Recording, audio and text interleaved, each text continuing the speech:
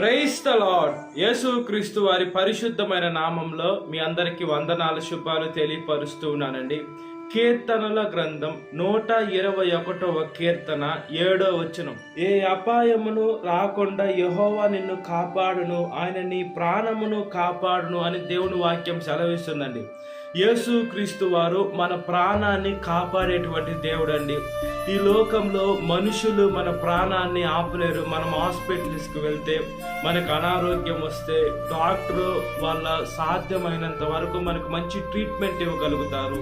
ప్రాణాన్ని ఆపలేరు. ప్రాణం తప్పించుట యెహోవా వశము. ప్రాణము మన మీదకు ప్రాణం మీదకి ఒక గండం వస్తే దాన్ని తప్పించేది యెహోవా వల్లే అవుతుంది. అంటే యేసుక్రీస్తు వారి ద్వారానే అవుతుంది. ఈ లోకంలో మనుషులు ఎవరిని ప్రాణాన్ని నిలబెట్టలేరు. మనుషులు ప్రయత్నిస్తారంతే తప్పితే మనుషులు ఏం చేయలేరండి. కాబట్టి మనం దేవుని మీద ఆధారపడాలి. మనం దేవుని వాక్యానుసారంగా బ్రతకాలి. దేవుడు ఎవరంటే మనం సృష్టించిన సృష్టికర్త. మనలో ఆయన జీవాత్మని ఊదాడు కాబట్టి మనం ఇంకా సజీవ లెక్కలో ఉన్నాం. ఆయన జీవాత్మని మనం తీసుకుంటున్నాం. అయితే మనము దేవుడి మీద ఆధారపడకుండా ఈ లోకంలో హాస్పిటల్స్ మీద ఆధారపడినాం, ఈ లోకంలో డాక్టర్స్ మీద ఆధారపడినాం, ఈ లోకంలో ఏ సంస్థ మీద మనం ఆధారపడ్డా మనకు వ్యర్థమండి. అది ఎంతవరకు కొంతవరకే మాత్రమే. అది కొంతవరకు స్వస్థత అనేది ఇవ్వదని కాదు కానీ ఇస్తుంది, కొంతవరకు మనకి స్వస్థత ఇస్తుంది. అయితే మనకు పూర్తి స్వస్థత రావాలంటే యేసుక్రీస్తు వారి నామంలోనే వస్తుందండి. ఆయన నామము బలమైన దుర్గమందులోకి పరిగెత్తువాడు సురక్షితంగా ఉంటాడు. మనము యేసుక్రీస్తు వారి నామంలోకి మనం పరిగెత్తాలి. ఆయన ప్రతి ఒక్క బిడ్డని ఒకటేలాగా ప్రేమిస్తున్నాడు. ఒకరిని ఎక్కువగాను ఒకరిని తక్కువగాను ప్రేమించే దేవుడు కాదండి. దేవుడు పార్షియాలిటీ చూపించే దేవుడు కాదు. క్రైస్తవులను ఒకలాగా లేదా ఇతర మతాన్ని ఒకలా కాదండి. దేవుడు మతమే కాదు. మనం అలా అనుకుంటే దేవుడు సత్యమైన దేవుడు. దేవుడికి మతం లేదు, దేవుడికి ఇంటి పేరు లేదు, దేవుడికి ఏం లేదు. ఆయన అంతా ఈ లోకాన్ని సృష్టించారు. ఆయన ఉన్నవాడు అని దేవుని వాక్యం సెలవిస్తుంది. దేవుడు ఎన్ని సంవత్సరాల నుంచి ఉన్నాడు, ఆయన ఎవరిని సృష్టించారు, దేవుణ్ణి సృష్టించింది ఎవరని మనల్ని క్వశ్చన్ అడిగితే మనం ఒకటే మాట చెప్పాలి. బైబిల్లో ఏమనుందంటే ఆయన ఉన్నవాడు అని ఉంది. అంటే ఎప్పటి నుంచి ఉన్నాడు, ఎన్ని సంవత్సరాల నుంచి ఉన్నాడు అనేది కాదు. ఆయన ఉన్నాడంటే ఎప్పటి నుంచి ఆయన ఉన్నాడు అని దేవుని వాక్యం సెలవిస్తుంది. ఆయన మొదటివాడు, కడపటి వారు జీవించే దేవుడు. అలాంటి జీవించే దేవుడు ఆయన జీవాత్మను మనలో ఊది మన యుగ యుగాలు దేవుడితో జీవించాలి. ఈ లోకంలో పుట్టిన ప్రతి ఒక్క మనిషి ఖచ్చితంగా చనిపోతాడు. అది దేవుని రాత అంతే. ఖచ్చితంగా చనిపోవాల్సిందే. మొదటి మరణం ప్రతి ఒక్క మానవాళి రుచి చూస్తాడు. అదే విధంగా దేవుడు రాకడ వచ్చినప్పుడు అప్పుడు మనుషులు ఆయన కృపలో మనం ఇంకా బ్రతుకుంటే మనం ఎత్తపడే సంఘంలో ఉండాలి.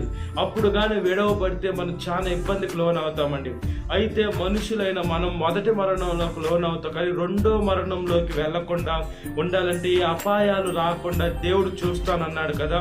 మనం దేవుని వాక్యానుసారంగా బ్రతికితే ఆయన మనల్ని, మన ప్రాణాన్ని, మన జీవితాన్ని కాపాడేటువంటి దేవుడు. కాబట్టి ఆయన వాక్యానుసారంగా బ్రతుకున్నట్లుగా ప్రార్థన. మహాపరిశుద్ధాత్మ దేవ, మా ప్రియ పరలోక తండ్రి, మా ప్రాణాన్ని కాపాడుతానన్నారయ్యా. ఏ అపాయము రాకుండా రక్షిస్తానన్నారయ్యా. మీకు స్తోత్రం చెల్లిస్తున్నానయ్యా. మేము మనుషుల దగ్గరికి వెళ్ళమయ్యా. ఈ లోకంలో అధికారుల దగ్గరికి వెళ్ళం. మేము గొప్ప గొప్ప ధనం ఉండేటువంటి వారి దగ్గరికి వెళ్ళం. ఎవరి దగ్గరికి వెళ్ళినా మా జీవితాలు నాశనం అయిపోతాయి. ఎవరి దగ్గరికి వెళ్ళినా మేము బాధలోకి వెళ్ళాలి, శోధనలోకి వెళ్ళాలి, శ్రమంలోకి వెళ్ళాలి, కష్టంలోకి వెళ్ళాలి.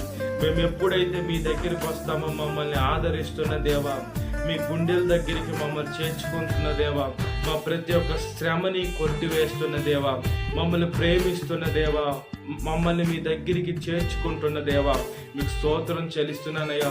మనుషులైతే మీ దగ్గరికి రావటంలో మిమ్మల్ని బాధ పెడుతున్నారయ్యా.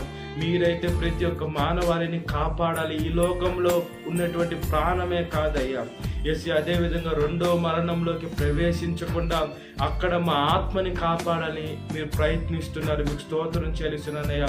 మీరు గొప్ప ప్రేమ కలిగిన దేవుడయ్యా, మీరు శక్తిమంతుడయ్యా, మీరు ఆది సంపూర్తుడు. మీకు స్తోత్రం చెల్లిస్తున్నామయ్యా.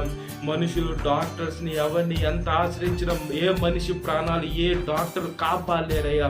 వాళ్ళు మంచిగా ట్రీట్మెంట్ చేయగలుగుతారేమో, అయితే పూర్తిగా స్వస్థపరిచేది మీ కృప ద్వారానే. మీ నామంలోనే మాకు స్వస్థత ఉంటుంది. ఒకసారి జ్ఞాపకం చేసుకుంటున్నాం. కాపాడమని ప్రతి ఒక్క యవనస్తుడు తమ జీవితాన్ని చెడుపుకోకుండా, పాడు చేసుకోకుండా, తమ ప్రాణాలని ఆత్మహత్యలు చేసి పోగొట్టుకోకుండా, యేసయ్య ఈ లోకం తర్వాత మనం చనిపోతే ఏం లేదనుకుంటున్నారయ్యా. చనిపోయిన తర్వాత జీవితం స్టార్ట్ అవుతుందని వాళ్ళు తెలుసుకునే మంచి ఆలోచన విధానాన్ని దయచేయమని, సాతాను శోధన ప్రతి ఒక్క బిడ్డ విడుదల దయచేయండి. ఈ వాక్యం వింటున్న ప్రతి ఒక్క బిడ్డ పేరు పేరున జ్ఞాపకం చేసుకొని దినకాలపు జీవితం నింపమని నజరేయుడైన యేసుక్రీస్తు వారి పరిశుద్ధమైన నామములో మిక్కిలి వరం తలచిన నా పర్లోక తండ్రి. Amen. Praise the Lord. God bless you. Have a great day.